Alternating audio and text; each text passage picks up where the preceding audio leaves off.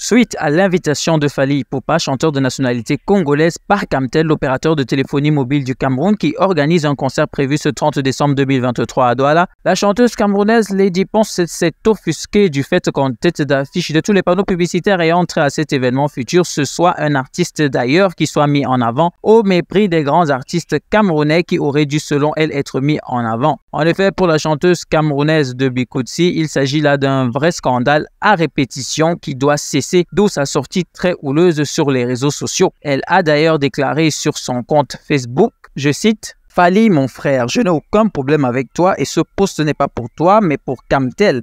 J'exprime ainsi mon ras-le-bol, c'est assez. Parce que dans ton pays, on te respecte et on te célèbre. Je connais ton talent, mon frère, je le respecte et je sais quel est ton cachet très important.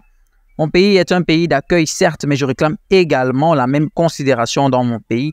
Vous n'êtes pas fatigué de cette campagne de dénigrement envers les créateurs des œuvres de l'esprit de l'Afrique en miniature? Quand c'est trop, c'est laid. Petit pays ne pouvait pas être en tête d'affiche de cet événement. Ce n'est pas une icône de la musique africaine et mondiale? Mince, quel mépris à outrance. Camtel, quelle honte, quel mépris.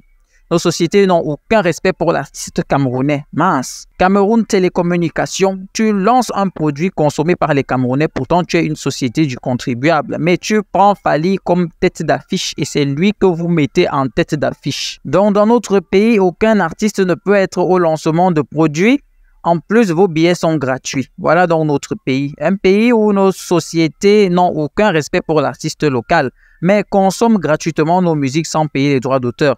La honte, c'est terrible. Votre mépris va arriver jusqu'à quel niveau? Tu ne soutiens pas les artistes de ton pays. J'ai demandé votre sponsoring pour le Paposi. Vous n'avez pas donné un centime.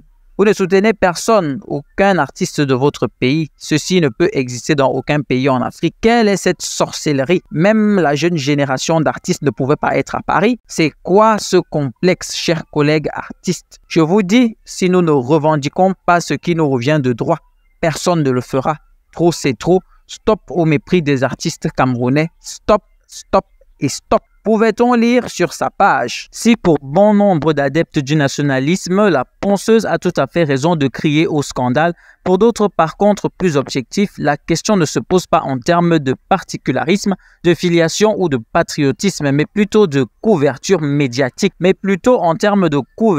médiatique. Et en termes de visibilité médiatique, à l'heure actuelle, côté Afrique francophone, on ne trouve pas deux comme le grand Fally Ipupa dit Cap la merveille. Pour s'en rendre compte, les sondages eux-mêmes témoignent de ce que l'artiste international le plus écouté sur toute l'année en terre camerounaise s'appelle Fally Ipupa. Ce n'est pas faute de reconnaître que les artistes camerounais sont trop souvent battus à plate couture sur les plateformes digitales par des artistes étrangers qui mettent le paquet et savent s'adapter aux nouveaux outils technologiques de sorte à en faire des atouts redoutables de propulsion. Alors, chers artistes camerounais, souvenez-vous que généralement, nul n'est prophète chez soi. Alors, trêve de pleurnicherie et mettons-nous résolument au travail et nous serons récompensés à notre juste valeur.